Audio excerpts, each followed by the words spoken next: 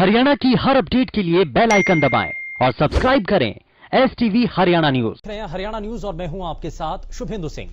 बड़ौदा उपचुनाव जैसे जैसे नजदीक आ रहा है वैसे वैसे सियासी पारा हाई होता चला जा रहा है। सभी सियासी पार्टियां इस उपचुनाव को जीतने के लिए दांवपेंच का इस्तेमाल भी कर रही हैं। इसके साथ ही सियासी गठजोड़ का दौर भी जारी है और बाजी पलटने के लिए नेताओं का एक दल से दूसरे दल में आने जाने का सिलसिला भी जारी है और इसी के साथ तेज हो चुकी है नेताओं की जुबानी जंग।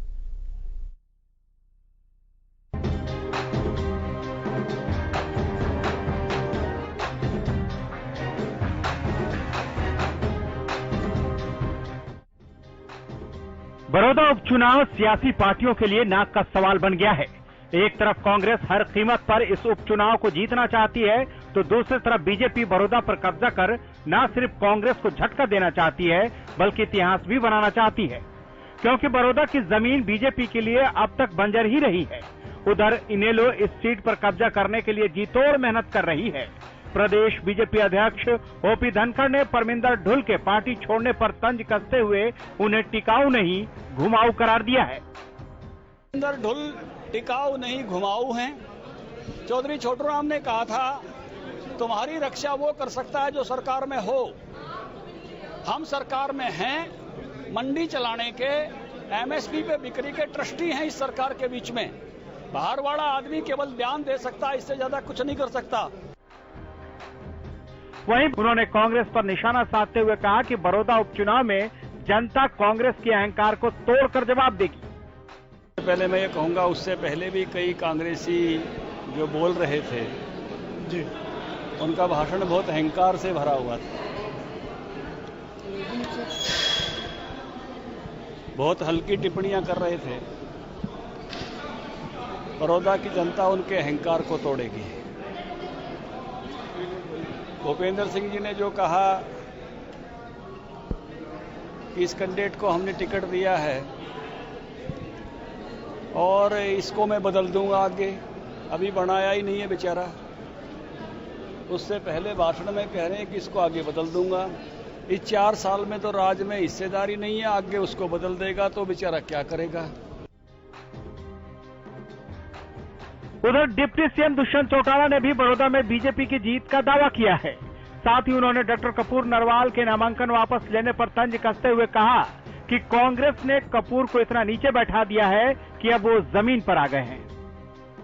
मजबूती के साथ हमारे साझे उम्मीदवार योगेश्वर दत्त को भारी बहुमत से जिताने का काम भी करें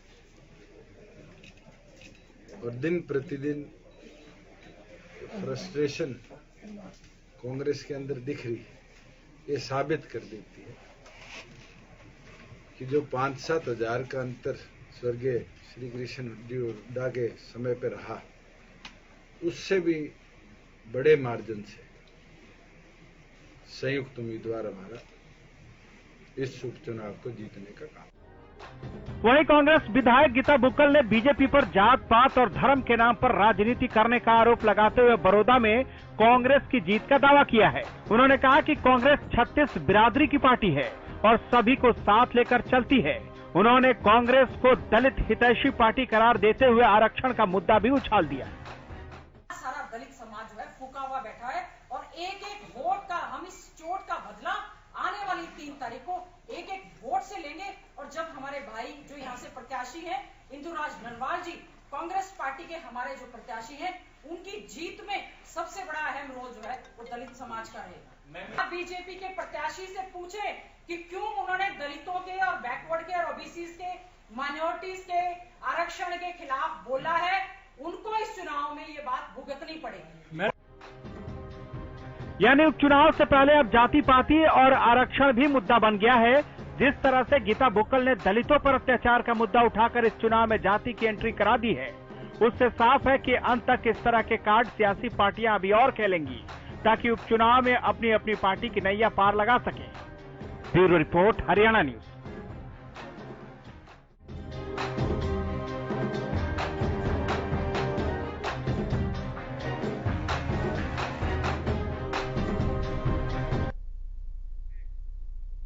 और इस उपचुनाव में जीत किसको मिलती है, ये बहुत सारी चीजें हैं, लेकिन जरा जल्दी से आज के खास पैनल से सबसे पहले आपको मिलवा देते हैं। हमारे साथ भारतीय जनता पार्टी से प्रवक्ता रमन मलिक जी कार्यक्रम में जुड़ चुके हैं। बहुत स्वागत है रमन जी आपका। कांग्रेस पार्टी से प्रवक्ता निकिता अरोड़ा जी हमारे साथ कार्यक्रम में है। निकिता जी बहुत स्वागत है आपका। जननायक जनता पार्टी से प्रवक्ता अरविंद भारद्वाज जी हमारे साथ कार्यक्रम में जुड़ चुके हैं। अरविंद जी बहुत स्वागत है आपका कार्यक्रम में। और साथ ही साथ हमारे साथ इंडियन नेशनल लोकदल से प्रवक्ता ओमकार सिंह जी भी कार्यक्रम में जुड़ चुके हैं। ओमकार सिंह जी बहुत स्वागत है आपका कार्यक्रम में। निकिता जी मैं शुरुआत आपसे ही करना चाह रहा हूं। ये दलितों से लेकर के और अब ये कहा जा रहा है कि डॉक्टर नरवाल के बैठने के बाद बेनिफिट जो है वो कांग्रेस पार्टी को मिलने जा रहा है। अब यहां पर हर दिन के हिसाब से सियासी समीकरण बदल रहे हैं, आना जाना नेताओं का चल रहा है। आपको क्या लग रहा है कांग्रेस पार्टी कहां है, जीत की तरफ या उससे दूर होती चल रही है? अपना जो गढ़ है, अपना जो किला है, क्या वो बचा पाएगी कांग्रेस पार्टी या सेंधमारी बीजेपी जेजेपी वहां पर कर देगी? देखिए 100% कांग्रेस वापस आ रही है बड़ौदा में, इसका कोई डाउट नहीं है मुझे और ना ही पार्टी को किसी तरह का डाउट है। ना केवल बड़ौदा के जनता बल्कि पूरे प्रदेश की जनता देख रही है कि कैसे बीजेपी और जजपा की ये जो सरकार है इन्होंने लोगों के साथ धोखा किया है। पिछले 6 सालों से हमने देखा है कि कैसे हमारे प्रदेश में बेरोजगारी बढ़ी है। बेरोजगारी ही नहीं बल्कि जो हमारे क्राइम रेट है वो बहुत बढ़ चुका है। अगर मैं आपको कुछ आंकड़े बता सकूं तो तीसरे स्तर पे है हरियाणा में क्राइम रेट जो है ओवरऑल जो भारत में है। और जहां तक महिला सुरक्षा की बात आती है, महिला सुरक्षा की भी अगर आप बात करें तो लगभग 45% क्राइम रेट उनके अगेंस्ट बढ़ा है इस प्रदेश में। तो बीजेपी भी पूरी तरीके से डरी हुई है क्योंकि उनको पता है उन्होंने धोखा किया है लोगों के साथ। और बड़ौदा की जनता इस पूरी चीजों को इनको देख रही है, अच्छे से परख रही है और उनको पता है कि वो बीजेपी जजपा की सरकार को के ऊपर विश्वास नहीं कर सकती। और जैसा कि आपने देखा कि पिछले 3 चुनाव में बारी से कांग्रेस आई है, चुनाव असेंबली के जीत के वापस आई है। इस वक्त भी इस बार भी वापस कांग्रेस पार्टी वहां पर जीती है तो आपने ये भी देखा होगा निकिता जी कि जो जीत का अंतर है कांग्रेस पार्टी का वो धीरे हर बार हर इलेक्शन में कम होता चला गया है। आप ये भी ग्राफ देखिए, इसका कारण क्या है? यानी कि जो कांग्रेस पार्टी का जो कैंडिडेट वहां पर रहता है या जिन्होंने वहां पर काम किया, या तो कांग्रेस पार्टी की छवि ऐसी रही कि लोग वहां से अलग होते जा रहे हैं, ये कारण क्या है? आप देख लीजिए इस बार जो इंदुराज जी, ये ग्राफ आप उठाइए ना, देखिए आप बिल्कुल बढ़ेगा। आप इस साल देख लीजिएगा कि कैसे ये ग्राफ बढ़ेगा क्योंकि जनता, जैसे मैंने आपको बताया कि वो देख रही है कि पिछले 6 सालों से कैसे इस सरकार ने हरियाणा प्रदेश को कितना बर्बाद किया है, हर वर्ग के लोगों को बर्बाद किया है। बड़ौदा के अंदर क्या हुआ है? बड़ौदा की जनता ये पूछना चाहती है कि बड़ौदा के अंदर क्या हुआ है? बड़ौदा बीते 5 साल में क्या हुआ, बीते 10 साल में क्या हुआ, वहां पर कितना काम हुआ? बहुत काम हुआ है। और आप देखेंगे, उनसे बात करेंगे कि वो बताएंगे कि वो कितने संतुष्ट रहे हैं पिछले 15 साल से अपने विधायक के साथ। चलिए जरा जवाब ले लेते हैं। रमन मलिक जी लगातार हमारे साथ कार्यक्रम में बने हुए हैं। रमन जी, ये डरी हुई है सरकार, ये कह रहे हैं, वाकई में डरी है सरकार का? तो आलम ये है, और जिस तरह से ये अभी बोल रही थी कि बढ़ेगा बढ़ेगा, मैं तो बोलता हूँ बहुत बढ़ेगा। वो अभी थोड़े दिन पहले शायद बोला था राहुल जी को और शक्तियां भी देंगे, ऐसे कांग्रेस को भी शक्ति देंगे। मैं तो बोलता हूँ इन सबको शक्तिमान का कॉस्ट्यूम पहना दो, शायद कहीं ना कहीं शक्ति आ जाएगी। दिक्कत ये है इनके साथ साहब कि आज हालत ये है कि चाहे वो गीता बुक्कल जी हो, चाहे वो शर्मा जी हो, चाहे वो दीपेंद्र हुड्डा हो, और दीपेंद्र हुड्डा के साथ शायद कल का वाकया या आज का एक कादियान जी शायद थे, उन्होंने भी कुछ इस प्रकार की लसलुट की सोच की टिप्पणी करी। तो मैं तो ये मानता हूं कि इस समय प्रॉब्लम ये है कि कांग्रेस में एक बहुत हलचल मची हुई है अंदर ही अंदर। वो ये कि जो उनका कैंडिडेट है वो पार्टी को मानता नहीं, उसके लिए हुड्डा कांग्रेस है, उसके लिए इंडियन नेशनल कांग्रेस नहीं है। वो साफ सुथरा ये बोल चुका है कि मेरे लिए कोई बहन जी, देखिए आपके बीच में मैं बात नहीं कर रहा था, अगर आप चाहेंगे तो मैं आपको डिस्टर्ब कर सकता हूँ। कुमारी अरे आप चाहेंगे तो मैं आपको पूरी तरह से डिस्टर्ब कर सकता हूँ। हुड्डा जी खुद थे। अरे मेरी बहन, अगर मैं चाहूँ तो आपको डिस्टर्ब कर सकता हूँ, मत करिए। ऐसे ही नहीं बने हैं वो, उनको टिकट ऐसे ही नहीं दी गई है। एंकर साहब, मेरा आपसे अनुरोध है कि अगर आप नहीं, मैं इसमें ये कहना चाह रहा हूं कि ठीक है सभी को समय मिलेगा बराबर। रमन जी आप अपनी बात पूरी कीजिए। मैंने निकिता जी मैं आपसे बात करूंगा, आप अपना पॉइंट रेज कीजिएगा। देखिए मैं निकिता बहन को सिर्फ इतना सा बोलना चाहूंगा कि अपनी बारी में बोले, अगर वो ऐसी डिबेट चाहेंगी तो मैं ऐसी भी कर सकता हूँ। मेरा सिर्फ कहना इतना है कि इस समय हुड्डा जी के साथ सबसे बड़ी दिक्कत ये है कि सांप छछूंदर वाली गति हो रखी है। वो ये ना उगलते बनता है ना निगलते बनता है कि जब जो व्यक्ति जिसको टिकट दिया है उसने सरेआम बोल दिया कि उसका कांग्रेस से कोई लेना देना नहीं है, उसके लिए कांग्रेस में कोई नेता नहीं है, कोई उसके लिए प्रचार करे या ना करे उसको कोई फर्क नहीं पड़ता, उसको फर्क पड़ता है दीपेंद्र हुड्डा और भूपेंद्र सिंह हुड्डा। एक और दूसरी चीज, अगर जो कैंडिडेट इन्होंने दिया है खुदा ना खास्ता वो जीत जाए तो बड़ौदा हल्के की तो बात छोड़िए, कांग्रेस के कार्यकर्ताओं को भी नहीं पूछेगा, पहले बोलेगा भूपेंद्र सिंह हुड्डा दीपेंद्र हुड्डा की पर्ची लेकर आओ। तो जब बात ही उन्होंने ऐसे कर दी है तो पार्टी का कैडर ही नहीं रहेगा साथ। दूसरी चीज, जो अपना जिनको इन्होंने अलग अलग जगह निपटाने का काम करा है हुड्डा साहब ने, वो भी इनके ऊपर अपनी दया दृष्टि रखेंगे। तो ये तो इनके लिए फांस बन गई हुई है गले की, और इस समय जिस प्रकार से टिप्पणियां कर रहे हैं वो तो इनकी एक हताशा ही दिखाता है। और रही बात कि जी पिछले 3 बारी से इनका एमएलए बना, उसमें से 2 पूरी टर्म्स उनकी अपनी सरकार थी, कितने काम करा दिए, 10 साल के 10 काम गिनवा दो जिससे बड़ौदा हल्के की पहचान हो या वहां के लोगों का मूलभूत एक उनके जीवन शैली में एक परिवर्तन आया हो या जीवन में परिवर्तन आया हो, ठीक है, वो भी नहीं बताया। ठीक है, और छोड़िए, हाँ, और भी छोड़िए, हाँ, कोई व्यक्ति यही बता दे कि कितनी फाइलें जो स्वर्गीय कृष्ण हुड्डा जी थे उन्होंने कितनी फाइलें मुख्यमंत्री जी को या प्रदेश की सरकार को भेजी कि हल्के में ये करा दो, क्योंकि जबकि मुख्यमंत्री जी ने ये बहुत स्पष्ट रूप से बोल दिया कि आपको जिसने जो काम कराना है ये तो बार बार कहा जाता है। रमन बताओ। जी, एक सवाल ये विपक्ष की तरफ से भी कहा जा रहा है, कांग्रेस पार्टी लगातार कह रही है कि अब मुख्यमंत्री तो कह रहे हैं कि वो इलाके के विधायक है, कोई नहीं है तो मैं हूं, लेकिन इससे पहले कहां थे? इससे पहले क्यों नहीं उन्होंने कोई कदम उठाया? अगर आज कदम उठा रहे हैं बड़ौदा के लिए तो इससे पहले क्यों नहीं उठाया कदम? जब विधायक था तो क्या करें? हर विधायक को ओवरराइड कर दें क्या? वहां देखिए, चुने हुए प्रतिनिधि चाहे वो किसी भी पार्टी के हों, उन सबकी एक राजनीतिक और लोकतांत्रिक मर्यादाएं हैं, उस मर्यादाओं का उल्लंघन नहीं होता। चाहे आप देखेंगे कि जिस प्रकार से हुड्डा साहब की पहली सरकार और हुड्डा साहब की हथियाई हुई दूसरी सरकार, जब उन्होंने कुलदीप बिश्नोई के एमएलए गायब कर के अपने पास मिलाए थे, उन दोनों सरकारों के अंदर उन्होंने क्या काम कर दिया? उन्होंने विपक्ष के किसी एमएलए का काम किए नहीं करे, लेकिन इस पार्टी के अंदर, इस सरकार के अंदर उन्होंने एक ही चीज बोली मनोहर लाल जी ने कि मैं मुख्यमंत्री 2.5 करोड़ जनता का हूं, हरियाणा एक हरियाणवी एक, और इसी तरीके से काम करा। तो उसमें दिक्कत ठीक है, मैं जरा बाकी मेहमानों से भी रिएक्शन लूंगा, लेकिन जरा निकिता जी जल्दी से रिएक्शन कि आखिर 10 साल में क्या किया? मैं तो बार बार यही पूछ रहा हूं कि आप भी तो जनता के सामने जवाब देंगे ना कि हमने ये काम किया। बिल्कुल, आप बड़ौदा जाके देखिए कि वहां पे कैसे रहन सहन लोगों का बेटर हुआ है, सड़कें बनी हैं, जो बेसिक एम्यूनिटीज हैं वो बेटर हुई हैं, आना जाना सबका आसान हो गया है वहां पे। आप वहां पे जाके देखिए, जो छोटे छोटे काम हैं जो बहुत जरूरी होते हैं एक आम जिंदगी में, वो सारे उन्होंने पूरे किए हैं। बट मैं यहाँ पे मैं फिर ये कहूंगी कि मजाक अच्छा कर लेते हैं बीजेपी के प्रवक्ता, यहाँ पे शक्तिमान का कॉस्ट्यूम बता देते हैं। मुझे भी काफी हंसी आई उनकी ये बात सुन के, बट मुझे लगता है कि शक्तिमान के जो असली जो गुण थे वो कांग्रेस पार्टी ने हमेशा दिखाए हैं, लोगों के हित में काम किया है, वो सबके सामने है। बट बीजेपी जजपा की सरकार ने क्या है? किसानों के ऊपर लाठीचार्ज कराई है, जो आपके अन्नदाता हैं उनके ऊपर लाठीचार्ज कराते हैं। क्या किसानों के लिए आपके लिए कोई दिल नहीं है? क्या आप उनके लिए कभी मतलब सोच नहीं सकते? 3 आपने इतने काले कानून लेके आए, क्या ये जनता नहीं देख रही? आप मुझे बताइए, आपने क्या किया उस चीज के लिए? कुछ भी नहीं। जवाब दे दूं?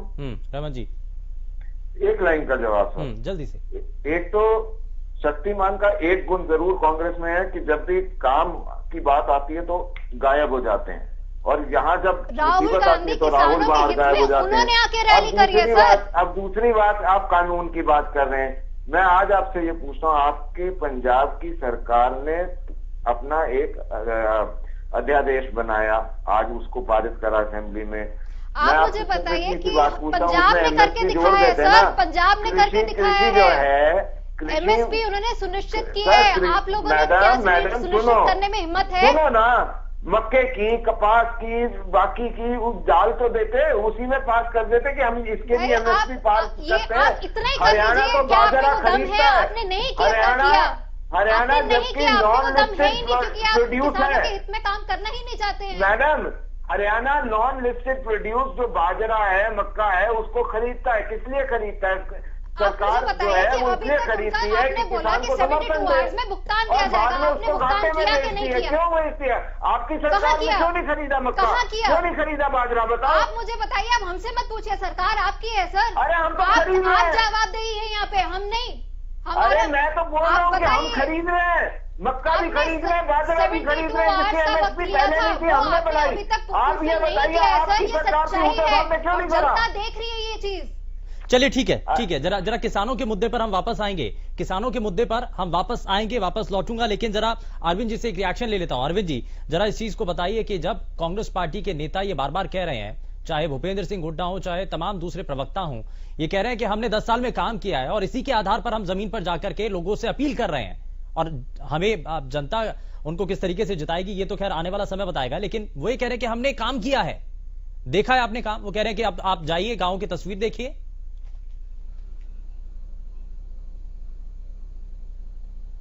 नहीं शुभेंदु जी, अगर बड़ौदा की स्थिति देखी जाए, कांग्रेस का जो समय रहा 10 साल का, इन्होंने कोई काम नहीं दिया, सिर्फ चौधर का नारा देते रहे हुड्डा साहब। इसके अलावा काम इन्होंने बड़ौदा में कुछ नहीं किया है।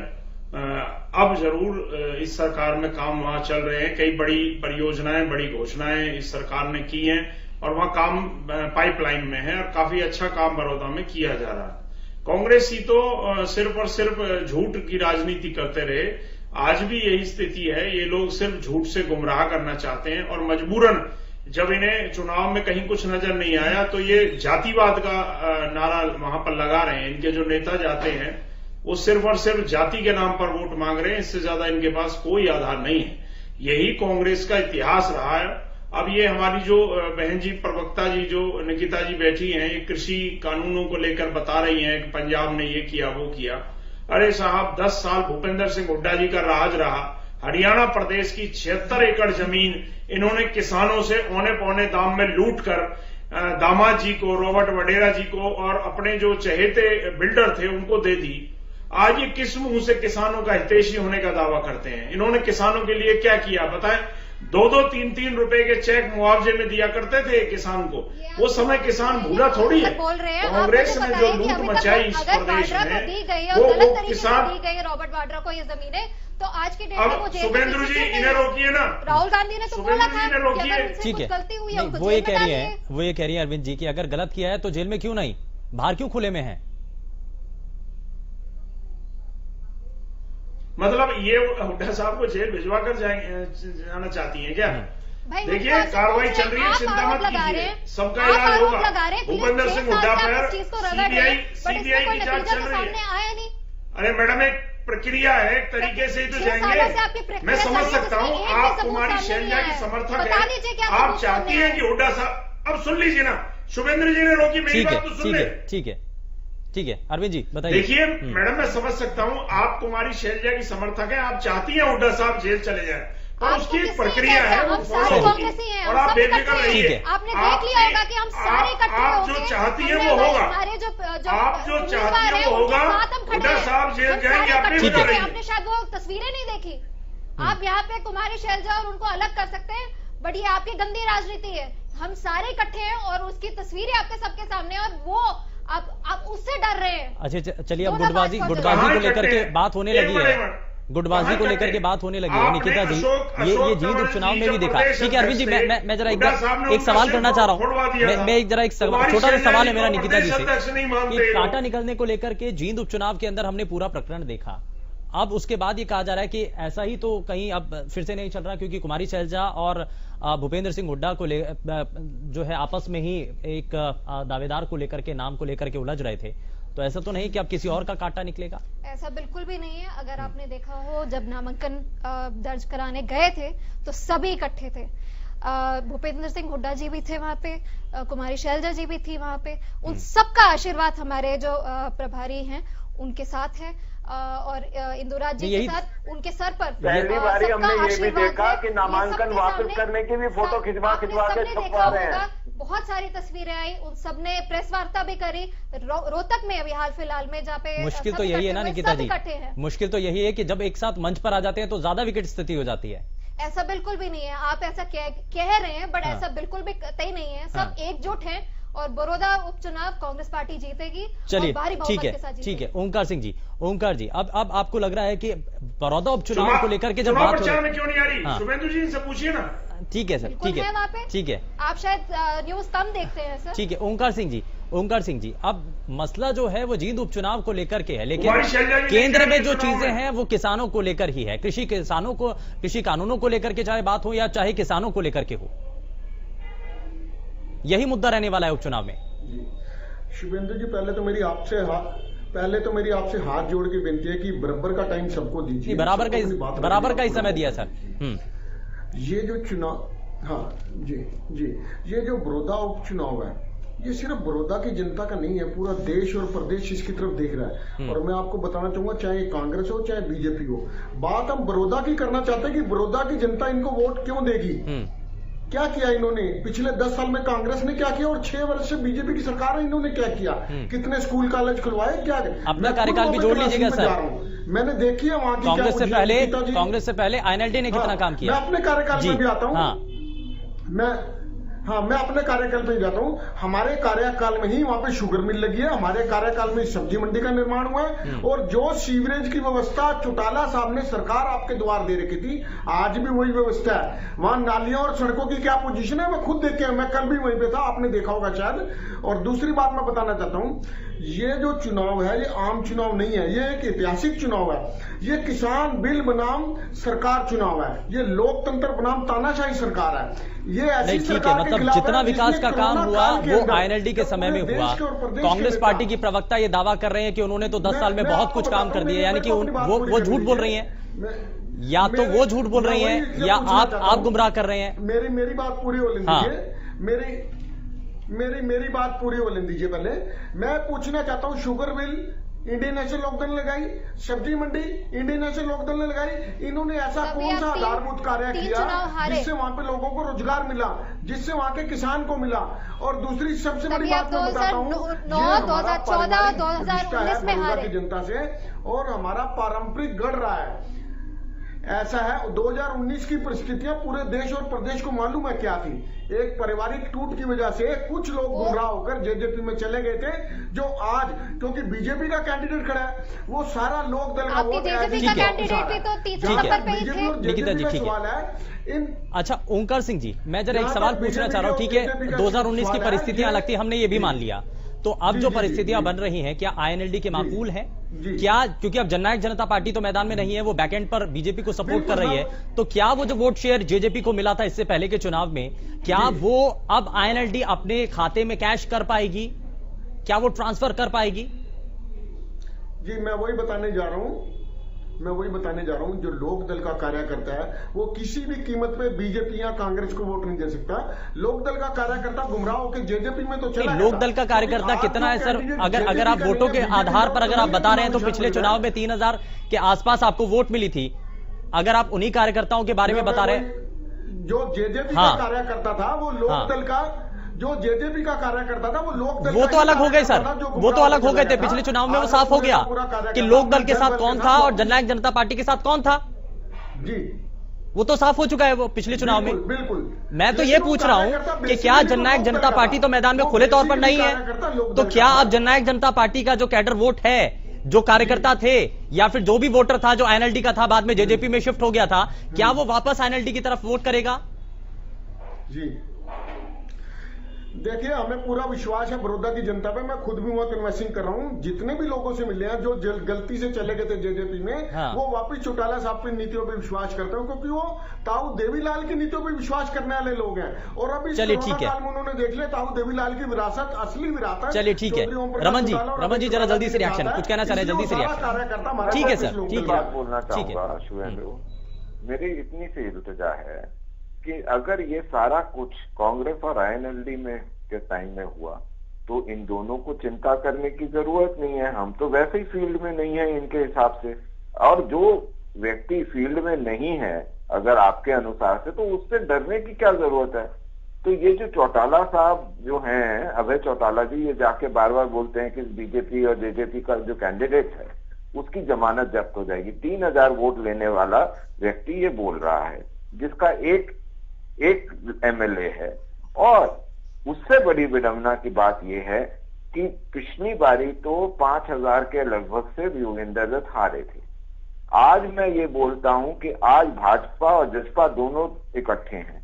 अब भाजपा और जसपा के दोनों के वोट और इस सरकार के करे हुए कामों का परिणाम मिलेगा। लेकिन ये इसको कृषि विधेयक से जोड़ रहे हैं। अगर ये कृषि विधेयक से सब लोग जोड़ना चाहते हैं, कांग्रेस और आईएनएलडी, तो मैं इतनी सी बात पूछता हूं कि आज आपने पंजाब में जो बिल पारित होते हुए देखा, जिसकी कॉपी आप भी करना चाहते हैं, तो मैं ये पूछना चाहता हूं कि ये जो बिल पारित हुआ, इसमें प्रदेश की सरकार जो एमएसपी बना सकती है और बना के किसानों को दे सकती है, तो जैसे हम यहां कर रहे हैं कि हम बाजरा, कपास और मक्का खरीदते हैं, जबकि वो सेंट्रल लिस्ट में नहीं है, लेकिन फिर भी हमने एक एमएसपी बनाई हुई है ताकि किसानों को वो दे सके और बाद में हम किसान को फायदा पहुंचाने के लिए अपने आप नुकसान में बेचते हैं। तो ऐसे ही आप क्यों नहीं पंजाब में करके दिखाते अगर आप किसान में चुनाव को लेकर जब भी जिक्र हो रहा है तो किसानों और कृषि कानूनों का बार बार जिक्र होने लग रहा है। और एक छोटे से ब्रेक के लिए हमें यहाँ रुकना होगा, लेकिन ब्रेक के उस पार जब वापस लौटेंगे तो कृषि कानूनों को लेकर के ही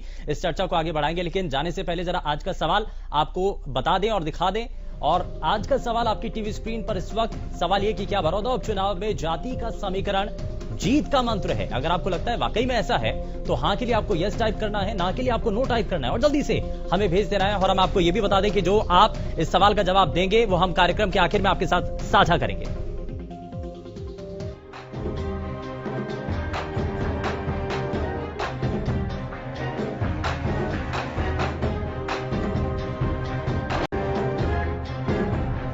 ब्रेक के बाद आप सभी का स्वागत है और जरा जल्दी से आगे बढ़ते हैं, कार्यक्रम को आगे बढ़ाते हैं। सभी खास मेहमान लगातार हमारे साथ कार्यक्रम में बने हुए हैं। निकिता जी से एक रिएक्शन लेता हूं, उसके बाद बाकी मेहमानों से मैं जवाब लूंगा। निकिता जी, पंजाब के अंदर जो पंजाब सरकार की तरफ से कदम उठाया, आपको लगता है कि सही है? और अगर आपको यह लगता है कि सही है तो क्या हरियाणा के अंदर इंप्लीमेंट करने की जो मांग बार बार की जा रही है उसको आप आगे बढ़ा रहे हैं? बिल्कुल सही बात है कि हम बहुत खुश हैं कि पंजाब सरकार ने एक ऐसा कदम उठाया है जहां पे एमएसपी उन्होंने सुनिश्चित की है। और एक ये मान लीजिए अगर आपको एमएसपी का दाम नहीं मिलता तो आपको 3 साल की जेल भी हो सकती है और उसके साथ जुर्माना। लेकिन सवाल ये है कि एमएसपी पहले से तय होती है, बिल्कुल, और ये हर राज्य के अंदर तय है, बिल्कुल, तो उसमें आपत्ति क्या, नया क्या किया फिर? हमने ये उसको हमने एज अ क्राइम मान लिया कि एमएसपी अगर नहीं देता है कोई भी प्राइवेट कंपनी तो उसको 3 साल की जेल हो सकती है, 3 साल की सजा हो सकती है और जुर्माना लगेगा।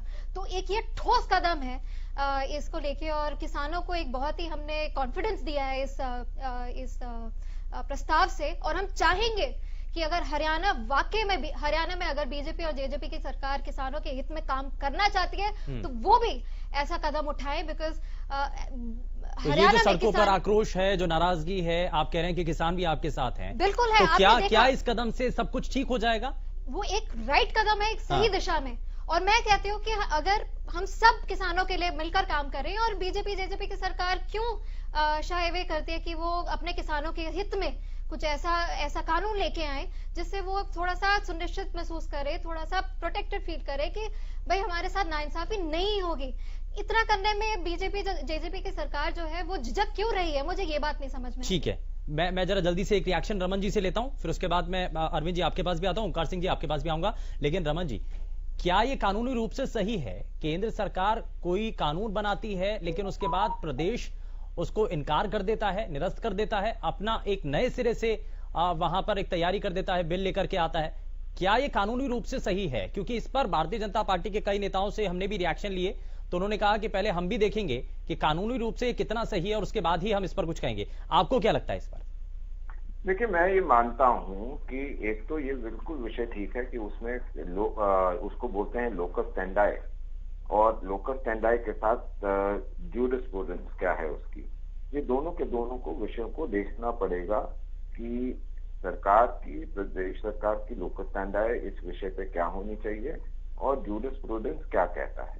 लेकिन मैं अगर एक साधारण व्यक्ति की तरह बात करूं तो मैं सिर्फ ये जानना चाहूंगा कि अगर आप इस तरीके का कानून ला रहे हैं और आप ये बोलते हैं कि ये ठीक है, तो कम से कम ये तो मेरे को बताइए कि किस कानून के अंतर्गत एमएसपी का विषय आता है। एमएसपी का विषय agriculture committee for agriculture produce के माध्यम से हर साल डिसाइड होता है, उसको कृषि मंत्रालय के अंतर्गत आता है और कृषि मंत्रालय ने कोई ऐसा कानून नहीं है जिसे एमएसपी बनाओ, इट इज अ रिकमेंडेशन है कमेटी की।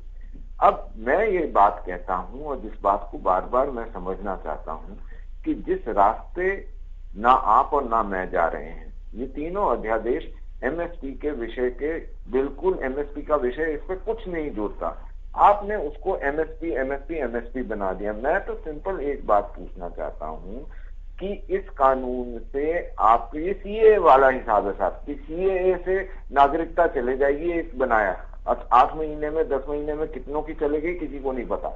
लेकिन बात वही बार बार आती है कि जब इस कानून के अंदर एमएसपी से जुड़ा हुआ कोई विषय ही नहीं है, इसमें सिर्फ लेकिन सवाल ये है, सवाल आज भी किसान ये उठाते हैं कि मंडियों के अंदर उनको तय जो एमएसपी होती है उस पर उनकी फसलों की खरीद नहीं होती है। ये रमन जी, ये मनी से रिलेटेड नहीं है, ये प्रोसीजर से रिलेटेड है। आपकी ये वाली बात मान ली रमन जी, लेकिन मंडियों के अंदर अगर तय एमएसपी के बावजूद भी खरीद नहीं होती है, उससे कम पर खरीद होती है, तो उसका क्या इलाज है सर?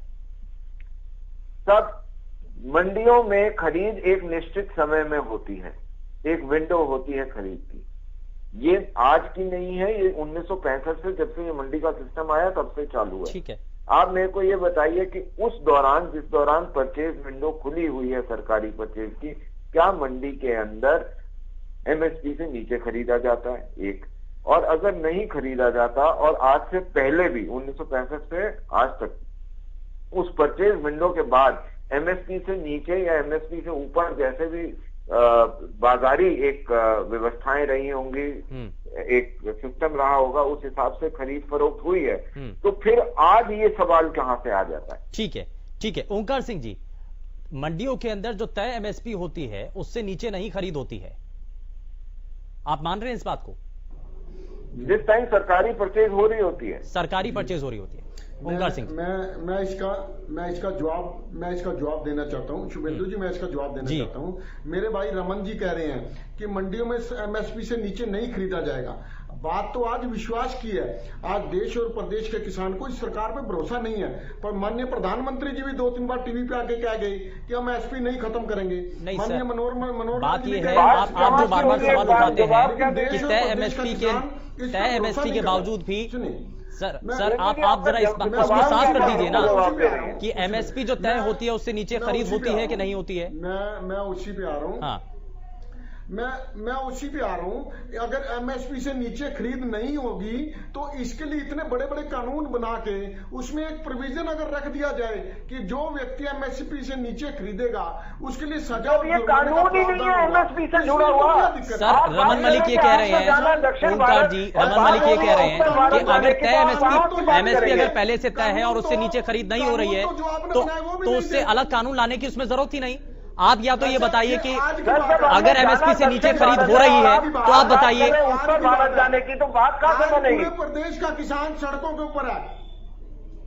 ये आज की बात जी इनसे पूछिए कि जब जाना दक्षिण भारत है और बात आप उत्तर भारत जाने की करेंगे तो क्या हम कहीं पे मिल पाएंगे? प्रदेशाध्यक्ष ओपी धनखड़ जी का बयान है, इनके प्रदेशाध्यक्ष ओपी धनखड़ जी का बयान है कि एमएसपी हर जगह लागू करना व्यवहारिक नहीं है। जो लोग अभी अपनी बातों से मुकर रहे हैं कल को क्या करेंगे? अगर ये कानून बना सकते हैं, कानून में एमएसपी लिखने में इनको क्या दिक्कत है, क्या तकलीफ है? अगर किसान इन पे भरोसा नहीं कर रहा तो विश्वसनीयता इनकी खत्म हुई है। इनको किसान के हक में एमएसपी का वर्णन करना जरूरी है। मैं पंजाब सरकार ने जो कानून पास किया उसके बारे में किसान का भरोसा भी जीत चुके हैं, वो भी हम किसान का भरोसा भी जीत चुके हैं, व्यापारी का भी भरोसा जीत चुके हैं, मजदूर का भी भरोसा जीत चुके हैं और साधारण नागरिक का भी भरोसा जीत चुके हैं। आप अपना भरोसा तो जीत कार्यकाल में बेरोजगारी 33.5% है। आप लोग बेरोजगार हो चुके हैं। राहुल गांधी बेरोजगार घूम रहा है, सुरजेवाला बेरोजगार घूम रहा है। आप ये बताइए बिहार के चुनाव में भगवान श्री राम का वर्णन करके चलिए ठीक है, राम का नहीं वो किसी काम का नहीं, और आप कहते हैं कि बालाजी ने बोला। आप एंजॉय अब आप करते ये हैं बताइए कि आपकी जो सेकुलरिज्म की इंडस्ट्री है वो कहाँ जाएगी?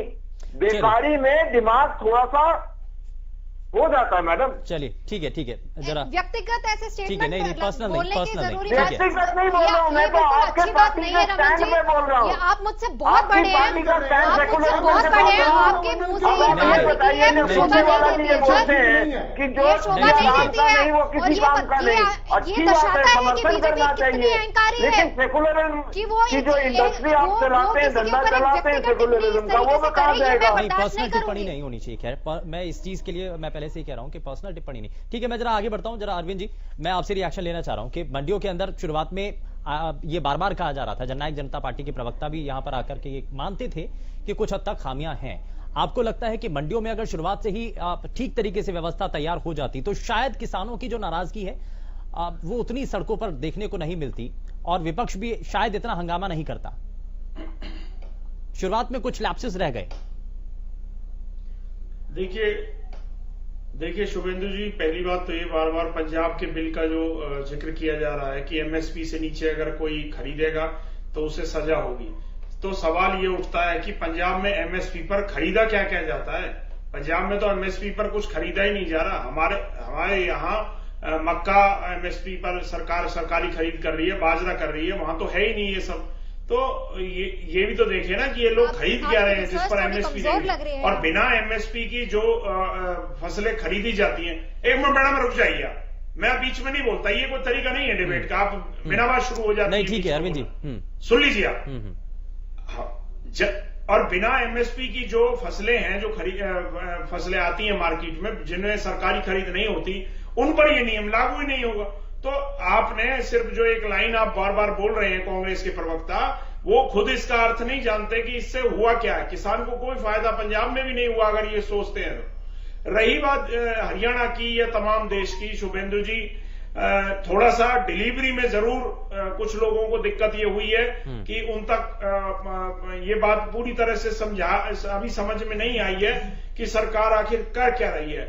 परंतु आम किसान को ये भरोसा है कि उनकी जो सरकार है, उनके प्रधानमंत्री उनके साथ कोई गलत काम नहीं कर सकते। ठीक है, ये भरोसा सरकार ये भरोसा दिलाया जा रहा है, किसान लेकिन आपको लगता है, मैं अरविंद जी एक सवाल और मैं एक सवाल और जोड़ देता हूं, क्या कृषि कानूनों को लेकर के जो हंगामा चल रहा है बड़ौदा उपचुनाव में आपके गठबंधन को नुकसान पहुंचाएगा या फायदा पहुंचाएगा? कृषि कानूनों का इस समय आना बड़ौदा उपचुनाव में गठबंधन को फायदा पहुंचाएगा या नुकसान? देखिए, बड़ौदा की सीट पर शुभेंदु जी, बड़ौदा की सीट कांग्रेस की सीट है। परंपरागत पिछले 3 चुनाव से कांग्रेस जीत रही है। अगर भाजपा जजपा जीतते हैं तो बड़ी बात है, क्योंकि उनकी अपनी सीट है, तो उनके 3 बार से वो जीत रहे थे। अब अगर ये कहते हैं कि इस बार फाइट किससे है फिर, यानी कि इसका असर है। पिछली बार फाइट सीधे कांग्रेस से मान रहे हैं बस, और तो कोई नहीं? इसका असर नहीं है। बाकी तो किसी के पास कुछ है ही नहीं। 3-3 हजार वोटें आई थी पिछले चुनाव में। वो ये कहते हैं कि सरकार पलट जाएगी, तख्ता पलट देंगे, सरकार गिर जाएगी, जिनकी कुल 1 सीट प्रदेश में है, और 3000 वोट आई थी इस सीट बड़ौदा सीट पर। वो तख्ता पलटने की बात करते हैं। एक सवाल और है, एक सवाल और मैं, जजपा को वोट मिली थी तो वो बीजेपी के विरोध में मिली थी, ये भी ध्यान रखो आप। वो बाद में वो ये नहीं पता था कि आप लोग जाकर बीजेपी की झोली में बैठ जाओगे। ये वोट बीजेपी के विरोध में मिली थी, और ये लोकदल का पुराना वोटर है जो उसने वोट दी थी, बीजेपी के विरोध में दी थी। उसको ये मालूम नहीं था कि आप बीजेपी की झोली में जाके बैठ जाओगे। आप भी तो किसी के विरोध में थे या नहीं थे? आपको वोट क्यों नहीं मिला फिर? अच्छा ठीक है, मैं जरा अरविंद जी आपसे ये सवाल करना चाहता हूं कि आईएनएलडी ये दावा कर रही है कि जननायक जनता पार्टी तो मैदान में नहीं है, बैकएंड पर आकर के बीजेपी को सपोर्ट कर रही है। तो क्या जो आपका हार्डकोर वोटर है, क्या आप उसको बीजेपी के लिए प्रोत्साहित कर पाएंगे कि वो बीजेपी को वोट करे? मैं उदाहरण देता हूं। हाँ। हरियाणा में प्रथला विधानसभा एक ऐसी सीट थी जिस पर जेजेपी के उम्मीदवार ने नामांकन वापस खींच लिया था, और प्योर देहात सीट है, ग्रामीण सीट। उस पर भी इनेलो के जो कैंडिडेट लड़ा उसकी सिर्फ 1100 वोट आई थी, 1100। जो ये कह रहे हैं ना जेजेपी अगर नहीं लड़ेगी तो फायदा इनको हो जाएगा, कुछ नहीं होना। जो इनको छोड़ गया वो छोड़ गया, उसे पता है ये आज इनेलो कौन लोग चला रहे हैं। जेजेपी में झूठ बोल के इनेलो का वर्कर बदला के ले गए थे, वो वर्कर अब समझ चुका है, वो देख चुका कि चौधरी देवीलाल की नीतियां कहां पे सुरक्षित है, वो देख चुका कि आप बीजेपी की झोली में जाके बैठ चुके हो। नहीं अरविंद जी ये तो है ना भाई साहब, इतना मत बोलिए। बीजेपी के गोदी में बैठ गए झोली में। स्वर्गीय चौधरी देवीलाल जी का बीजेपी से अलायंस रहा है, कम से कम उनका तो सम्मान कीजिए। वो भी जनता ने बहुत विश्वास करके, वर्कर ने बहुत विश्वास करके आपको वोट दिया था, उसको विश्वास नहीं था कि आप बीजेपी, अगर आप ये कह के करते फिर आपको पता लगता कितनी वोट मिली है। शर्म आनी चाहिए आपको। चौधरी देवीलाल जी गठबंधन नहीं करते थे बीजेपी से, पूछो इनसे। शर्म की क्या बात है? क्या गोदी में तो हम बैठ गए, करेंगे? शर्म की क्या बात है इसमें? शर्म नहीं आती इन लोगों को। नहीं, चौधरी देवीलाल का गठबंधन नहीं रहा। आपने लोकदल के वोटों को बीजेपी में भेजा। चौधरी देवीलाल जी का ताऊ देवीलाल जी का था या नहीं था? नहीं था या नहीं था, ये बताए ना। नहीं, लेकिन इसमें आप कैसे रोक पाएंगे? बोलने के लिए कुछ नहीं है। आप अरविंद जी इससे पहले का जो विधानसभा का चुनाव था, आप किसी ना किसी राजनीतिक दल के खिलाफ तो आपने ही लड़ाई लड़ी थी ना। आप तो बीजेपी के अगेंस्ट ही चुनाव लड़ रहे थे और आपने बहुत हद तक बीजेपी के कई नेताओं को हरा करके आपके ही पार्टी के जो नेता हैं वो जो है विधायक बने हैं। तो आपको क्या लगता है, आपने जब बीजेपी के विरोध में जो सीटें जीती थी, जो वोट आपको इस सीट पर मिली थी, क्या वो ट्रांसफर कर पाएंगे? शुभेंद्र जी, चौधरी देवीलाल जी ने भी अपने जीवन में कई चुनाव ऐसा हुआ जो बीजेपी से अलग अकेले अपनी पार्टी के दम पर लड़े और बाद में अलायंस किया। सेंटर में भी अलायंस रहा अटल बिहारी वाजपेयी जी के साथ, और प्रदेश में बीजेपी के साथ अलायंस रहा। ऐसा नहीं होता, समय हालात के हिसाब से एक कहीं ना कहीं किसी के साथ जाना होता है। और कांग्रेस के साथ स्वर्गीय चौधरी देवीलाल जी कभी नहीं गए, हम भी उनके साथ नहीं जा सकते। बीजेपी से उनका अलायंस रहा, हमने किया। रही बात आप आज के चुनाव की जो आप कर रहे हैं, जहां दुष्यंत चौटाला जी खड़े हैं वहां जज्बा का वोटर, उसका कार्यकर्ता खड़ा हुआ है। दुष्यंत चौटाला जी के नाम की वोट थी जो हमें मिली थी, किसी के अपोजिशन में, किसी के फेवर में नहीं मिली, और सिर्फ दुष्यंत चौटाला जी का समर्थन था। उनको जो चाहते हैं लोग, देवीलाल जी ने कभी भी जनता के हितों से समझौता नहीं किया, कुर्सी को नहीं देखा, उन्होंने प्रधानमंत्री का पद भी ठुकराया, और आपने जनता के साथ विश्वासघात करके बीजेपी के खिलाफ वोट लेकर बीजेपी की गोदी में बैठे हो आप। 2-3 हजार ज्यादा आज लोकदल का वोटर बिल्कुल स्पष्ट देख रहा है कि उसको वोट छला गया। चलिए ठीक है, मैं जरा आगे बढ़ता हूं। निकिता जी से एक रिएक्शन, मैं फिर उसके बाद मैं रमन जी आपके पास आऊंगा। निकिता जी जल्दी से रिएक्शन। देखिए, एक तो सीधी सी बात है, जेजेपी बहुत खुल के नहीं कह पा रही है कि वो पूरा अपना वोट ट्रांसफर कर पाएगी, वो आपके सामने है। और क्यों नहीं कर पाएगी वो ये भी है क्योंकि उनको भी पता है कि जो किसान विरोधी बिल है वो उनके अगेंस्ट जाते हैं, और उनके जो समर्थक रहे हैं अभी तक वो उनका साथ छोड़ देंगे क्योंकि उन्होंने इस बिल का समर्थन किया है, पहली बात। दूसरी बात ये है कि जो बीजेपी के जो उम्मीदवार है योगेश्वर दत्त जी, वो भी कोई ग्रास रूट मतलब है के से जुड़े हुए नहीं है पॉलिटिशियन, वो एक रेसलर रह चुके हैं, उसके अलावा उनकी कोई क्रेडेंशियल्स नहीं है। हमारे जो है उम्मीदवार जो हैं वो एक ग्रास रूट लेवल के लीडर हैं, वो काम कर चुके हैं बहुत ज्यादा सोनीपत में और लोगों से जुड़े हुए हैं, और सभी नेता हमारे जो वरिष्ठ नेता है कांग्रेस के वो उनके साथ हैं, और वो पूरी बहुत ज्यादा बहुमत के साथ वो जीतेंगे इस बड़ौदा सीट को, और ये सब के लिए देखने के लिए हुआ। मैं रमन जी एक चीज और आपसे पूछ रहा हूं कि आप टिकटों के ऐलान में इसलिए देरी कर दी जाती है कि कहीं जो नाराजगी है नेताओं की वो ना देखने को मिले, इसलिए बहुत हद तक ये कोशिश होती है। आपको लगता है कि जो दावेदार थे या जो टिकट पाने की लाइन में थे उनको टिकट नहीं मिली क्योंकि किसी एक को मिलती है तो नाराजगी जरूर होती है, और इसीलिए कई बार ऐसा होता है कि चुनाव के अंदर परिस्थितियां ऐसे लोग बदल देते हैं। आपको लगता है कि नुकसान या फायदा इसमें ऐसा तो नहीं कि कोई भीतरघात करने की तैयारी कर रहा हो? नहीं, ऐसा कुछ नहीं है। और जहां तक रही टिकटों की ऐलान की बात, तो मैं आपको एक बड़ा मजेदार चीज बताता हूं। अगर आप कांग्रेस की टिकट ऐलानी की दिन तारीख देखें और उनके अनाउंसमेंट की तारीख देखें तो आप शायद अचंभित हो जाएंगे कि जब अनाउंसमेंट करी वो क्या तारीख थी, जबकि जो पर्चा है वो 14 तारीख का साइन था। तो ये तो रही प्रदेश के साथ सत्यता रखने की बात कांग्रेस की। दूसरी बात आती है कि आप बोल रहे हैं कि क्या ट्रांसफर होगा, ये होगा वो। आपने अभी कांग्रेस की जो हमारी बहन है उन्होंने बोला कि योगेश्वर दत्त जनता के साथ जुड़े हुए नहीं है, योगेश्वर दत्त ये नहीं है, योगेश्वर दत्त वो नहीं है। योगेश्वर दत्त वो आदमी है जिसने अपना मेडल, जो एक लाइफ टाइम अचीवमेंट होती है, वो उसको जिसके अगेंस्ट लड़े, जिसपे डोपिंग का आया और उसके बाद वो व्यक्ति की मौत हो जाती है, उनको दे देते हैं, उसका पैसा भी दे देते हैं। ये तो है व्यक्तित्व की बात। दूसरी बात, वो इलेक्शन लड़े, कृष्ण हुड्डा जी जीते, मार्जिन 5-6 हजार का था, लेकिन कृष्ण हुड्डा जी जीते। लेकिन उसके बाद भी योगेश्वर जी वहां पे काम करते रहे। कोई ये नहीं था कि किसी को ये पता था कि ये सीट दोबारा खाली हो जाएगी। उन्होंने अपनी इंटेंट दिखाई, अपनी बोनाफाइड दिखाई कि मैं काम करता हूं, मैं लोगों के लिए काम करना चाहता हूं। उन्होंने वो साबित करा। आज दिक्कत ये है कि आपको ये नहीं समझ में आ रहा कि जो आपने व्यक्ति खड़ा करा है, इसको यही नहीं पता कि उसमें बोलना क्या है और करना क्या है। दलित राग जो किया जा रहा है, जो गाया जा रहा है, आपको लग रहा है कि इस चुनाव को बदल देगा? जो कांग्रेस पार्टी की नेता गीता भुक्कल ने कहा कि अब जो है दलितों की बात भी होनी चाहिए। मैं तो ये पूछना चाहूंगा कि हुड्डा साहब बोलते थे कि राज्यसभा वो जाते हैं जिनको लड़ना लुड़ना नहीं आता। ये उनका बयान है, ऑफिशियल बयान है, दिया हुआ है। अब कुमारी शैलजा जी राज्यसभा की सांसद थी, उनकी जगह खाली हुई और वो प्रदेश अध्यक्ष बनी। बनने को सुरजेवाला जी भी जा सकते थे, जाने को शैलजा जी जा सकती थी, जाने को किरण चौधरी जी और अन्य नेता भी कांग्रेस में थे। लेकिन एक परिवार का युवराज ही क्यों जाएगा? वो जो दो फुट का आलू जिसको कुमारी शैलजा जी कौन सी युवराज थी? करा कि अगर दीपेंद्र हुड्डा जी को भेजा गया, उन्होंने इलेक्शन भी जीते हैं। देखिए उनकी अपनी क्रेडेंशियल्स भी हैं। बहन सुनिए ना, सुन तो लीजिए बहन, उसके बाद जवाब दीजिएगा पक्का। बिल्कुल आपकी बात भी सुनते हैं ना। तो वो जो जिनको सुषमा जी ने ठीक करा था कि बेटा 2 फुट का आलू नहीं होता, 2 फुट की लौकी होती है, वो आज राज्यसभा पहुंचे तो वो किसके ऊपर पहुंचे?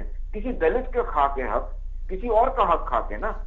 कोई ये तो नहीं कि अगर मेरे पिता आप दलितों के साथ क्या हाल कर रहे हैं यूपी में, तो सबको दिख रहा है कि हुड्डा कांग्रेस। बिल्कुल बिल्कुल, आप तो पता नहीं कहाँ की बात कहाँ ले गए। बट आप बताइए कि दलितों के साथ आपकी सरकार यूपी में क्या कर रही है, उससे हमें ये पता नहीं चल रहा कि आपका रवैया क्या है। राजनीति हो रही है क्या? कहीं भी किसी भी दलित का अधिकार नहीं जाने देते। बिल्कुल, आप अधिकार जाने नहीं देते। हमें पता है हाथरस में क्या हुआ था। अच्छा, वो तो प्रियंका जी फर्जीवादी, बिल्कुल फर्जीवादी, वहाँ पे सरेआम उस लड़के का जिसका बलात्कार हुआ, उसकी बॉडी को रात को 2:30 बजे बिना फैमिली के प्रेजेंस के वहाँ क्रिमेट कर देते हैं, वो भी केरोसिन से। जवाब दे दूंगा। और ये आप बताइए, वो उनकी राइट्स को प्रोटेक्ट करने की बात करते हैं, किस मुंह से आप उनकी राइट्स की बात कर रहे हैं? मिलकर रो रही थी।